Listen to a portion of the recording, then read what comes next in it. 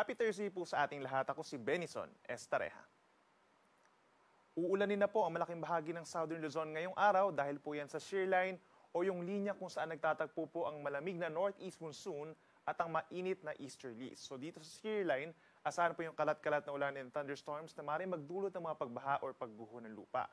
Yung northeast monsoon pa rin o yung amihan ay siya nagdadala pa rin ng bahagyang malamig na temperatura at may hinang ulan sa natitirang bahagi po ng Luzon, habang ang easterlies o yung mainit na hangin galing Pacific Ocean nagdadala ng maalinsangang panahon dito sa Visayas and Mindanao at meron lamang pulu-pulong mga pag-ulan. Samantala hanggang sa matapos ang linggong ito, wala naman tayong inaasahang bagyo na papasok ng ating Philippine Area of Responsibility. Ngayong araw po, pinakang uulanin ang malaking bahagi po ng Bicol Region plus Quezon Province dahil sa shear line, kaya't mag-ingat sa mga posibleng pagbaha at pagguho ng lupa, lalo na kung minsan lumalakas po ang mga pag-uulan. Dito naman sa may Aurora at malaking bahagi ng Cagayan Valley Region, asahan ng maulap na kalangitan pa rin na sasamahan lamang na may hinang ulan dulot ng northeast monsoon. Habang ang natitirang bahagi po ng Luzon, kabilang po ang Metro Manila, bahagyang maulap hanggang maulap pa rin ang kalangitan na sinasamahan din ng may hinang ulan, lalo na sa may eastern portion of Cordillera Region at bahagi pa ng Oriental Mindoro, possible po yung mga pag-ulan ngayong araw. Habang dito sa Metro Manila, halos katulad pa rin ng weather conditions as yesterday, may saglit na pag-ulan but mostly partly cloudy skies po tayo. Temperature is between 23 to 31 degrees Celsius kung dito sa NCR, habang sa Baguio naman between 16 to 23 degrees Celsius. Sa ating mga kababayan po dito sa Palawan, partly cloudy to cloudy skies pa rin na merong tsansa ng mahihinang pag-ulan. At dito naman sa may parteng Visayas, halos katulad din na weather conditions as yesterday, partly cloudy to cloudy skies, so minsan maaraw naman. Sa tanghali, possible yung mainit na temperatura, and then sa hapon hanggang sa gabi, mataas yung tsansa ng mga localized thunderstorms or pulu-pulong pag-uulan.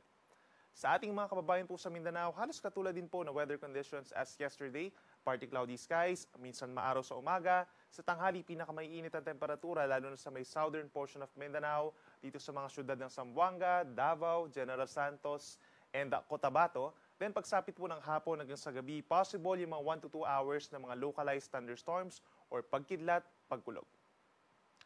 Ngayon po dahil sa gale warning or dahil sa northeast monsoon ay meron tayong gale warning dito po sa baybayin ng Northern Luzon. Kabilang ng baybayin ng Batanes, Cagayan, kabilang ang Babuyan Islands, Isabela at maging dito rin po sa may Ilocos Norte hanggang 4.5 meters or nasa 1.5 palapag ng gusaling taas ng mga pag-alon po yan sa open sea. Delikado yan sa maliliit na sasakyang pandagat. And in the coming days, possible din po na maging maalon dito pa sa silangang parte ng Luzon and even dito sa may Visayas. At para naman sa ating 3-day weather outlook dito sa Luzon, yung shear line po magpapaulan pa rin hanggang sa weekend dito sa may Bicol Region and Quezon. At sa natitirang bahagi naman ng Luzon, meron pa rin tayong epekto ng northeast monsoon or amihan. So kung dito sa Metro Manila at sa Baguio City, partly cloudy to cloudy skies pa rin. So halos magkakatulad pa rin na weather conditions na sinasamahan lamang po ng mga saglit na may hinang pag-ulan, lalo na sa tanghali at sa hapon dito sa Metro Manila, Baguio City at mga kalapit na lugar sa Central Luzon and Calabarzon. But dito sa may Bicol Region, including Legazpi City, makulimlim pa rin na panahon for the next 3 days at sasamahan lamang yan ng kalat-kalat na ulan and thunderstorms na posibleng magdulot ng mga pagbaha at pagguho ng lupa.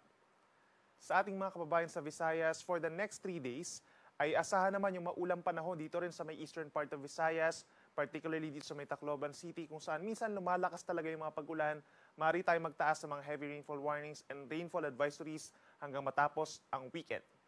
Mag-ingat din po sa mga posibleng pagbaha at pagguho ng lupa, habang dito naman sa may western and central portions of Visayas, nananatiling bahagyang maulap hanggang maulap ang kalangitan na sinasamahan din ng mga saglit na pag-ulan dulot ng localized thunderstorms. At panghuli sa ating mga kababayan po dito sa Mindanao, for the next 3 days, ang pinakang uulanin po ay yung Caraga Region, lalo na sa Sabado at Linggo dahil po yan sa pagbaba ng ating shear line o yung banggaan ng mainit at malamig na hangin. But for the rest of Mindanao, mapa dito sa may Metro Davao, Cagayan de Oro City, and Zamboanga City, partly cloudy to cloudy skies pa rin po at iiral yung mainit at malinsangang panahon dulot ng easterlies. Possible dito sa Metro Davao and Zamboanga hanggang 33 degrees Celsius na maximum temperature sa tanghali. Then possible din yung mga pulu-pulong ulan or mga localized thunderstorms. Ang araw ay sisikat maya-maya lamang 6:24 ng umaga at mas late na lulubog 5:44 ng hapon. Yan muna ang latest mula dito sa Weather Forecasting Center ng Pag-asa. Ako muli si Benison Estareja na nagsasabing sa anumang panahon, Pag-asa ang magandang solusyon.